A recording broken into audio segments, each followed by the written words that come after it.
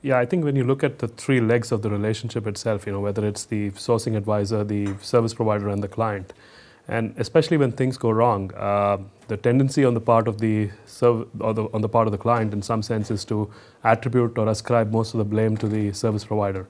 Uh, I think a lot of the reason for that stems from probably the lack of maturity that might exist in the client organization. That's probably one variable that influences it. The second is probably also the fact that there may be a misalignment of expectations. And I think also, in a very counterintuitive sense, it's not that these things happen overnight. So if there is something going wrong, it's probably something that's visible from a long time before, in terms of the fact that the service provider might not be missing service levels, or there aren't regular governance forums or things like that. And that may stem from maybe a lack of executive sponsorship, or maybe the leadership has changed to the client end, or it could be genuinely the case that the service provider has not done his or her part of the job. But all of these factors, in some sense, could result in the situation we end up feeling, where both the client and the service provider end up thinking that maybe there's something wrong in terms of where they've been able to get, as opposed to where they were when they started out the relationship. Actually, I'd not necessarily. Don't necessarily feel that starting out with the pilot is the wrong answer from a client perspective. If you look at three things that clients need to probably look at from a behavior standpoint to ensure success of a program, they've got to think about this long term. It's not just one process or one activity that they start out with at a point in time. The second is having that executive buy-in. And often for most organizations, because their change readiness may not necessarily be adequate, their ability to get everything right in terms of the program itself may be something that requires a lot more time and effort than what clients envisage for themselves. And therefore, probably starting small and also picking out maybe a process owner who's a very strong advocate of outsourcing itself may often be the best way to go. But I think what we're also starting to see in a lot of our contractual arrangements is, once the pilot or the proof of concept has been established, after that, clients want the ability to move fast, and the question is, how soon and what next? And I think that really becomes the defining operating model, if you will, as opposed to let's continue this at a certain pace itself. But I think it's important to probably get it right the first time, because you're establishing the proof of concept, which allows you to build off that.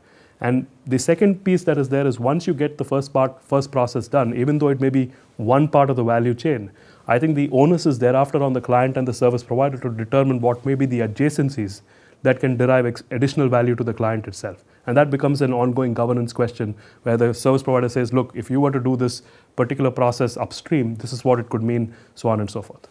I think if you look at the contractual arrangements that clients and service providers enter into today, a lot of it is based on the current level of operations that clients have in their existing environment. In a lot of instances, we encounter clients where they're not necessarily measuring service levels. They don't have a lot of the baseline data, and yet they want to necessarily get to a certain end state. The second element that is there is related to what happens once the contract is signed. So let's assume you sign up to a certain level of service levels.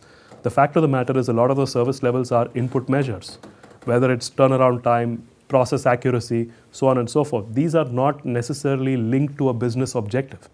And the fact of the matter is, a part of the process continues to be retained by the client. I'd much rather have a situation where we end up having both clients and service providers tied at the hip, agreeing on a business objective that has not been met, but they both are aligned to it, rather than it becoming an us versus them question, where the service provider is hitting his or her service levels, and yet the user is dissatisfied with the experience. So if we can allow that degree of flexibility, where contracts can evolve, and I think the more progressive clients allow for that, in terms of the change in framework, whether it's moving away from a headcount-based model to a transaction pricing model or to an outcome pricing model.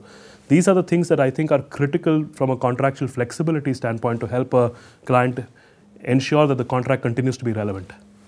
I think this is a question that often gets asked of service providers, that what's in it to move from a headcount-based model to a transaction pricing model or an outcome-based model, when you've got a sure shot revenue stream from an annuity standpoint, and you're in some sense cannibalizing your own business itself.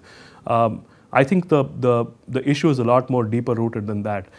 My sense is that clients are looking for value at every point in time, and the question is, once you're past the labor arbitrage, once you're past the process improvement, the client is still asking what next and how soon. And when they're asking those questions of what next and how soon, the service provider better be in a position where they're continuously offering different ways by which the client can achieve their value objectives.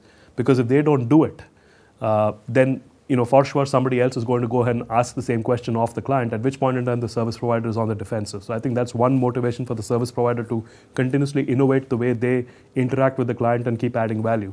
The second reason for it is, and perhaps even more important, is this is not a short-term pit stop kind of a situation, if I draw an analogy to car racing, but it's more a journey. And the idea is that a relationship is not transactional, it's much more long-term.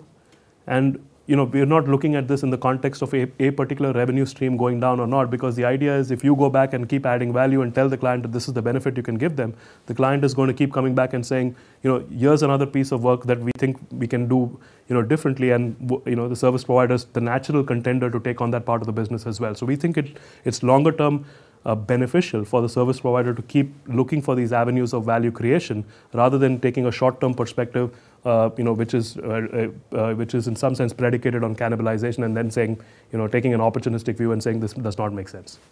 The ease to which you can move to business metrics is, in some sense, dependent not just on the service provider being able to come up with saying that this is the path to get away from an input metric to a business outcome, but I think it's also conditional in some sense on the client having the level of readiness to embrace this from a change perspective. The fact of the matter is that in a lot of instances, clients are in their comfort zone where they operate on the input metrics. That's the way that's been the operating model for the last several years, several decades. And there's no reason for them to change that because they know no other way of doing it. And often that, when a service provider is suggesting something different, the standard objection could be, but we are different. And that can often be an obstacle in the way of actually implementing that. Secondly, it could be also around achieving a business outcome may often require investments on both sides. So you may end up posing other questions in terms of who bears the investment. Is there a business case to it? And that could result in other kinds of issues that come to the fore as well. The third issue could be some of these, the achievement of business outcomes may be predicated on technology investments. So it's not just a pure BPO transaction in itself, but maybe there's a convergence of operations and technology, which in the client organization may be siloized. And therefore there may not be adequate buy-in between two different sets of stakeholders or alignment between business and technology to actually embrace the business outcome. These could be the three things that can, in some sense, come in the way of actual achievement of business outcomes, in an outsourcing relationship. If you look at the role of automation in the context of a business process outsourcing relationship and whether it's achieving the end result, if you look at today for a lot of clients in terms of their maturity cycle itself, several clients are still realizing the benefits of labor arbitrage, if you will, and realizing the benefits of continuous process improvement, which comes through Lean and Six Sigma, and thereof eliminating non-value added activities. The choice for them often of whether to use the automation lever, if you will, from a value standpoint, is often contingent on the choice that they make right at the outset, which is, do I go the lift and shift way or do I go the fix and shift way? And particularly in an environment where a process is broken, there are multiple technology implementations, there are different ways of executing the same process. Often there may be a case made for saying, let's not just talk about taking one's mess for less, but maybe there's an opportunity out there to actually configure the technology differently and make that upfront investment to get to a different state right at the get-go. Versus conversely, where the client might end up saying, let's get the labor arbitrage first and use the savings that we get from that to fund the transformation itself. Now, what's in it for the service provider, one may ask, in terms of going down this path? I think if you look at our philosophy in terms of how we've gone ahead and done that, we basically said there are four broad levers that you can get. There's a do it cheaper bit, there's a do it better bit, there's a do it faster bit. But the most important piece is, can you actually eliminate the work? And to the extent that you're actually able to eliminate the work, that's where that's where the gravy is in some sense. Now, what is the mechanism or what's the incentive for the service provider to get down that path? I think in a lot of our existing contractual arrangements, we've been able to evolve gain sharing mechanisms, whereby depending on who makes the incentive, the investment, if you will, between the client and the service provider, you determine the percentage of gain share that each party ends up taking as part of the overall outsourcing relationship. And that makes it relevant because both the client and the service provider are benefiting from that gain share arrangement itself. So in some sense, it's intuitive for the service provider because they are continuously going down the path of value creation. It's imperative for the client to keep going down the path because at some stage they're going to otherwise hit a brick wall and say, what next? So I think there's a win-win for both if they actually are able to get to this end state. But that's easier said than done. As you look at opportunities for value creation, often the standard levers, once you get past the standard levers around value creation and you start looking at industry best practices and what are competitors doing and how do you compare or stack up against a peer group, I think another area of value creation that we have seen is around cross-industry practices and what it might mean in terms of looking at the entire value chain of an industry itself. So for instance, if you take a consumer packaged goods company and let's say that consumer packaged goods company is selling to a large retailer as a case in point, and let's assume we as a service provider are sitting at the center of the ecosystem where we are supporting both the consumer packaged goods company and the retailer.